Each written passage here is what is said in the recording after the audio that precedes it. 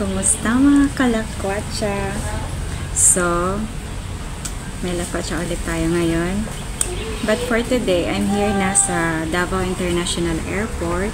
But I changed my routine now. Instead na papasok ako dun diretso.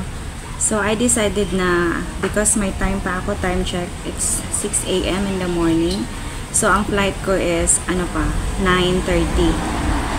So, I decided na papakita ko sa inyo itong pinaka-famous dito na malaking durian as signature of Davao City being the durian capital of the Philippines. So, ipapakita ko sa inyo mamaya ang durian. But before that, ito magbe-breakfast muna ang lakwachera.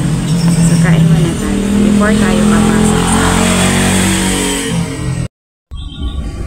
So, andito ako. Yun yung sinasabi ko sa inyo yung durian. Mamaya lalapitan natin. Tapos dito, kung gusto nyo medyo makamura, kasi, you know naman, pag inside na the airport is mahal na.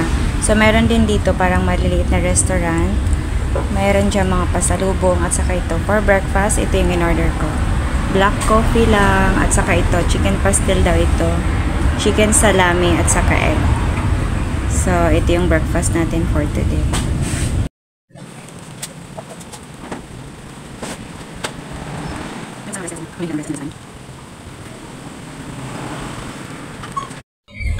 Yan, ito mga kalakwatsa, tignan nyo, ayan. Ito yung sinasabi kong giant durian.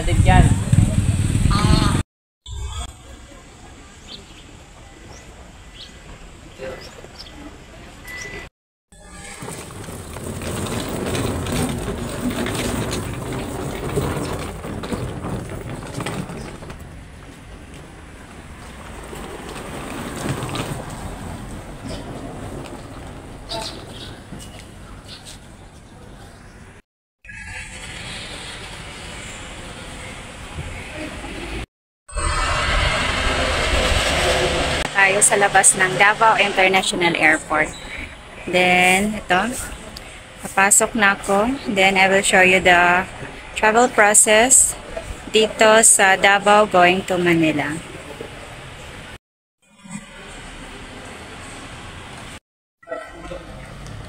Ito na yung pinaka-entrance. Pagpasok natin guys is hahanapin sa inyo ang inyong boarding pass or ticket at saka ID.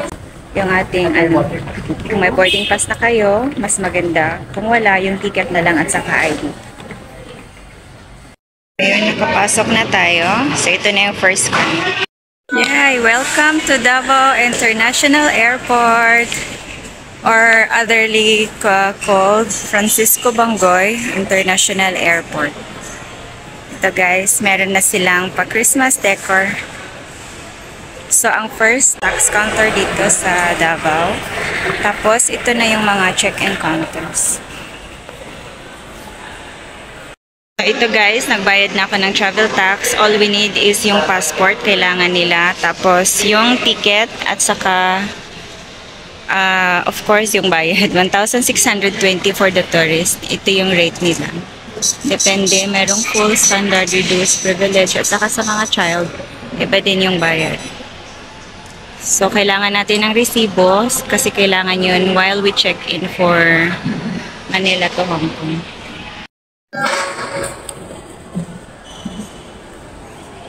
Tapos na tayo magbayad ng travel tax. So, akyat na tayo ngayon kasi may boarding pass na tayo. Pag walang kayong boarding pass is dito. Pwede kayo mag-print dito ng boarding pass.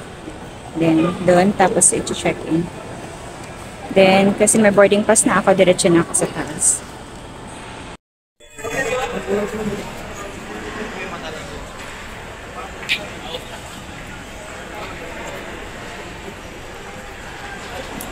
The Davao International Airport is under renovation actually. So, hindi pa masyado tapos yung renovation nila.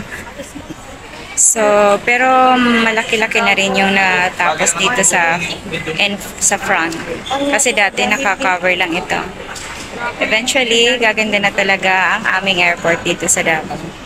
Pagdating natin dito sa taas is ito, sa lubong area na to. Saka mga pagkain, mga pasalubong. Pwede dito na kayo bumili. Dito sa taas, meron ulit checking ng boarding pass, then yung final scanner na.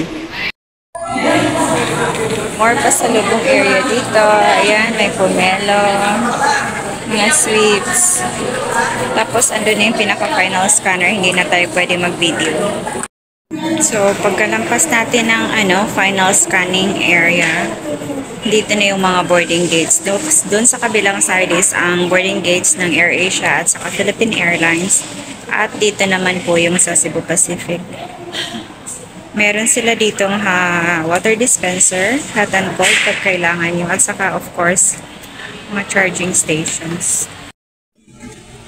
Finally, andito na tayo sa ating boarding gate. So, time check, 6:55 AM. Ang boarding time ko is 8:45 pa. So, hintay-hintay muna tayo.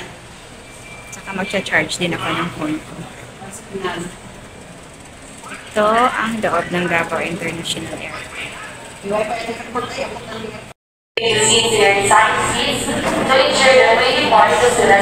Hello everyone, this is Aid, together with my team. Ready for boarding. First to board our